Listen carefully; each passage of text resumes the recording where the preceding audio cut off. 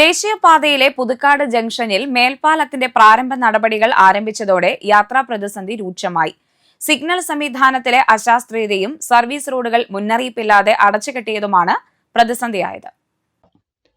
മേൽപ്പാലം നിർമ്മാണത്തിന്റെ ഭാഗമായി സർവീസ് റോഡിനുള്ള ഭൂമി നിരപ്പാക്കുന്ന പ്രവർത്തനങ്ങളാണ് ഇപ്പോൾ നടക്കുന്നത്. ആമ്പല്ലൂരിലെ അടിപ്പാത പൂർത്തിയാവുകയും പൂർണ്ണമായും ഗതാഗതത്തിന് തുറന്നുകൊടുക്കുകയും ചെയ്തതോടെയാണ് അടുത്ത ജംഗ്ഷനായ പുതുക്കാട് മേൽപ്പാലം പണി ആരംഭിച്ചത്. 8 സ്പാനുകളിലായി 5.5 മീറ്റർ ഉയരത്തിലുള്ള മേൽപ്പാലമാണ് പുതുക്കാട് വരുന്നത്. KSRTC സ്റ്റാൻഡിന്റെ വടക്കുവശം മുതൽ കുറുമാലി ക്ഷേത്രം വരെ ഏകദേശം 1.5 കിലോമീറ്റർ നീളത്തിലാണ് പാലം. നിർമ്മാണ പ്രവർത്തികളുടെ ഭാഗമായി സിഗ്നൽ സംവിധാനത്തിൽ വരുത്തിയ മാറ്റം അശാസ്ത്രീയമാണെന്നാണ് പരാതി ഉയരുന്നത്.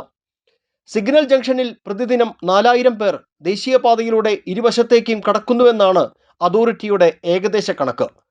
പ്രധാന പാതയിൽ സിഗ്നൽ സമയം കൂട്ടുകയും റെയിൽവേ സ്റ്റേഷൻ, കാഞ്ഞൂർ ഭാഗങ്ങളിൽ നിന്നും പ്രധാന പാതയ്ക്ക് കുറുകെ കടക്കുന്നതിന് സമയം കുറയ്ക്കുകയും ചെയ്തതാണ് യാത്രക്കാരെ വലയ്ക്കുന്നത്. കാൽനട യാത്രക്കാർക്ക് റോഡ് കുറുകെ കടക്കാൻ തീരെ സമയം ലഭിക്കുന്നില്ല. ഇത് അപകടങ്ങൾക്ക് കാരണമാകുമെന്നാണ് ആശങ്ക. അശാസ്ത്രീയമായ ഒരു സിഗ്നൽ സംവിധാനമാണ് വർഷങ്ങളായിട്ട് ഇവിടെ ഉള്ളത്.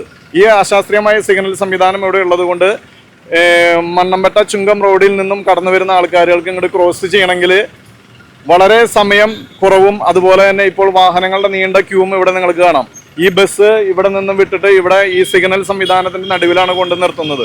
ഇത് കൊണ്ടു നിർത്തുമ്പോൾ ആ സൈഡിൽ നിന്ന് ഈ ഇരുവശത്തു നിന്നും കടന്നു വരുന്ന വാഹനങ്ങൾക്ക് കടന്നു പോകാനായിട്ട് സാധിക്കുന്നില്ല. പോരാതെ കാൽനട യാത്രക്കാർക്ക് കടക്കാനായിട്ട് ഒരുവിധ സംവിധാനവും ഇല്ല.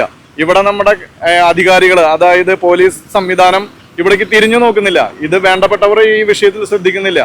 അതിരാവിലെ വിദ്യാർത്ഥികൾ ഈ റോഡ് ക്രോസ് ചെയ്യാനായിട്ട് സാധിക്കുന്നില്ല. ഈ സമയത്തെങ്കിലും ഇവിടെ ഒരു പോലീസിനെ ഉപയോഗിക്കാനോ പോലീസ് സംവിധാനത്തിനെ ഇവിടെ ട്രാഫിക് സംവിധാനം കൊണ്ടുവരാനോ ഇവിടെ സാധിക്കുന്നില്ല. അതുപോലെ തന്നെ ഇവിടെ നിന്നും ആമ്പല്ലൂർ പോണ വഴിക്ക് നമ്മുടെ സർവീസ് റോഡ് പൂർണ്ണമായും അടച്ചുകെട്ടിയിരിക്കുകയാണ്.